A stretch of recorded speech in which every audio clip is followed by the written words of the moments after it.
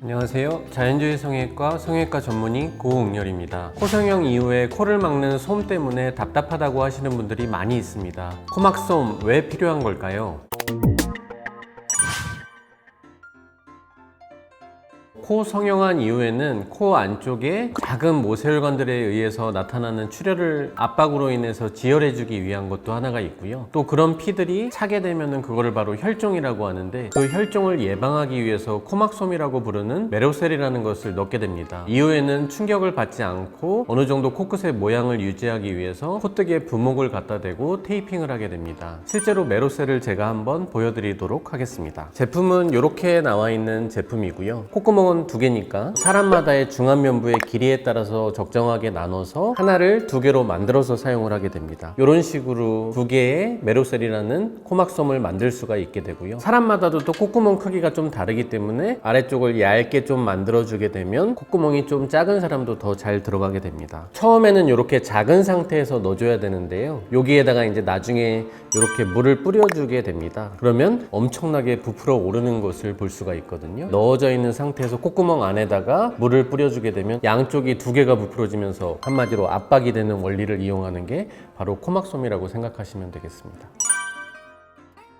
저희 그냥 흔히 코피가 났어요. 그러면은 보통 집에서 이렇게 휴지 같은 거 이렇게 해가지고 잘라가지고 이렇게 말아가지고 콧구멍 안에 넣게 되면은 이제 우리 코피 나는 게 멈추는 원리랑 정말로 똑같다고 생각을 하시면 됩니다. 상처가 났을 때 압박을 해서 피를 멈추는 지혈의 효과를 누리는 게 바로 코막솜이라고 생각하시면 되겠습니다. 그리고 병원마다 선호하시는 재료들이 각각 다 있을 텐데요. 코성형을 할 때 저희는 주로 비중격 연골과 귀연골을 보통 채취를 하게 되는데, 비중격 연골이라고 하는 것이 이제 콧구멍에다가 손을 집어넣게 되면 콧구멍과 콧구멍 양쪽 사이에 있는 이 벽을 비중격이라고 하는 거기 때문에 그 부분을 이제 채취를 하게 되면은 점막만이 양쪽에 남아있게 되고 안에는 작은 빈 공간이 생기게 됩니다. 빈 공간에는 우리 몸에서 체액이 나가면서 출혈이 될 수도 있고요. 물이 고이는 거를 장액이라고 보통 표현하는데, 그런 것들이 고이게 되면 염증이나 이런 것들을 유발하게 되고 수술 직후에 또 코가 더 많이 막힌다고 느낄 수 있기 때문에 피고임이라는 혈종과 장액이 고이는 거를 예방해주게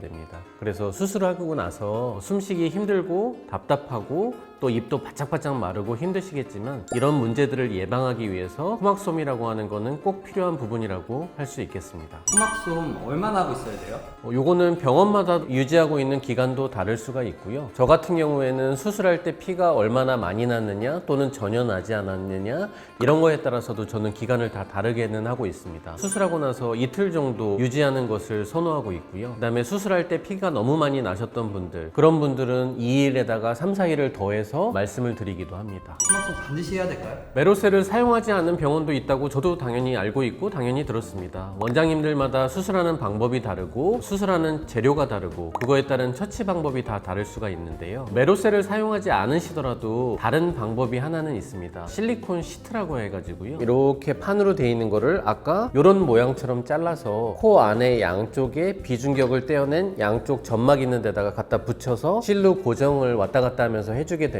똑같은 효과를 주고 원리를 줄 수가 있습니다. 그리고 다른 원장님들 중에서 비중격을 사용하지 않고 귀연골만을 이용해서 수술을 하고 있다 그러면 보통 비중격이 위치하고 있는 부분에 코 안쪽의 부분을 박리를 안 하시고 수술을 하셨을 확률이 더 있기 때문에 코막솜을 진행하지 않을 수도 있을 것 같습니다. 당연히 안 되겠죠. 코막솜을 유지하는 거는 아까 말씀드리고 강조했던 것처럼 피가 고인다든가 장액이 고인다든가 하는 부분들을 예방하기 위한 거기 때문에 병원에서 사람마다 안내해드린 기간 동안은 유지해 주시는 것이 좋습니다. 밖으로 꼭 피가 나와야만 뭐 출혈이 있는 건 아니고, 점막 안쪽에서 피가 고이게 되면은 그것도 또 출혈이 있다고 말씀하시기 때문에 안내드린 날짜보다 먼저 답답하다고 그냥 솜을 쑥 빼시거나 여기 위에다가 테이프하고 보통 부목을 갖다 대게 되는데, 가끔 가다 보면 요거를 다 떼고 오시는 분들도 있는데요. 그렇게 하시면 당연히 좋지 않으시고요. 그걸로 인해서 또 피가 고이는 현상이 발생하고 있기 때문에 병원에서 안내해드린 기간은 꼭 지켜서 유지해 주시고, 내원이 어려우신 분들 또는 지방에 사시는 분들은 저희가 그 이전에 내려가기 전에 병원에서 사진도 보여드리고 방법을 자세하게 알려드리고 있으니까 병원에서 설명 들으신 대로 그에 맞게 셀프로 자가로 제거해 주시면 될 것 같습니다. 코수술 회복 기간 동안 이건 절대 하지 마라 하는 게 있다면요? 가장 첫 번째는 금연을 당부드리고 싶습니다. 코 수술하시고 퇴원하시면서 길에서 그냥 담배 피고 계시는 분도 저는 본 적이 있는데요. 코 수술 후에는 아무래도 코 바깥에도 상처가 당연히 있고 코 안쪽에도 박리하면서 수술을 했기 때문에 분명히 상처가 있습니다. 그리고 점막이 굉장히 예민한 상태이기 때문에 담배를 핀다고 해서 당연히 좋을 리가 없겠죠. 담배에 있는 이 니코틴 성분이라는 것은 혈관을 수축시키면 혈관에서 혈류가 원활하지 않기 때문에 혈액순환이 제대로 되지가 않게 됩니다. 그러면 회복 기간 동안에 좋지 않은 결과를 초래하게 되니까 꼭 금연은 당부드리고 싶습니다. 코막소음 많이 답답하고 불편하시죠? 콧물만 나고 코가 막혀도 이제 답답해서 킁킁거리고 코를 계속 푸는 게 사람인데 코를 풀 수도 없으니까 답답한 마음은 저도 충분히 이해를 합니다. 하지만 딱 2, 3일만 견디면 물이 차는 장액이 생기지도 않고 피가 고이는 혈종이 생기는 것도 아니게 되니까 초기에 염증 걱정도 덜 수 있고 예쁜 코가 만들어지는 과정이구나. 절대 그냥 얻어지는 미라는 건 없으니까요. 이 점 꼭 유념해 주시고요. 여러분을 힘들게 하려고 일부러 코막소음을 놓고 부목을 덧대는 원장님들은 아마 안 계실 거예요. 그러니까 믿고 치료 과정 잘 따라와 주시면 그만큼 아무 문제 생기지 않고 좋은 결과로 만족하실 수 있도록 해드릴 겁니다. 추가로 다른 질문 있으시면 댓글 남겨주시면 제가 답변 드리도록 하겠습니다. 지금까지 성형외과 전문의 고응렬이었습니다.